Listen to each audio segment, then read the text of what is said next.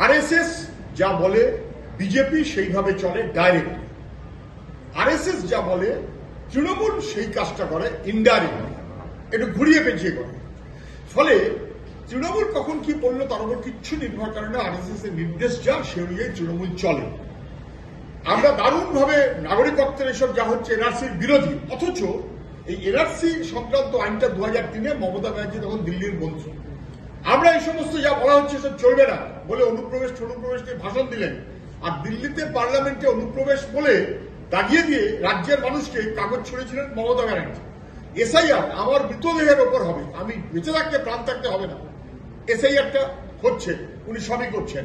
না না না, এখানে কোনো ওয়াকআউট নিয়ে কোনো আন্দোলন চলবে না, আমি আছি, আমি ঠেকিয়ে দেবো বলে ওয়াকআফের সমস্ত তালিকা এখন তুলে দিচ্ছেন, জিরো খতিয়ানে ওয়াকআফের লিস্ট উঠছে। ফলে যারা মনে করেছিলেন যে তৃণমূল বিশ্বাস করা উচিত তারা ঠকে গেছেন, যারা মনে করছেন তৃণমূলকে ঠেকাবার জন্য বিজেপিকে বিশ্বাস করা উচিত তারা ঠকে গেছেন। কারণ বিজেপির হয়েই বকলমে তৃণমূল চলে, আরএসএস এর হয়ে ডাইরেক্টলি বিজেপি, আরএসএস এর হয়ে ইনডাইরেক্টলি বিজেপি, সবাই বুঝতে পারছে।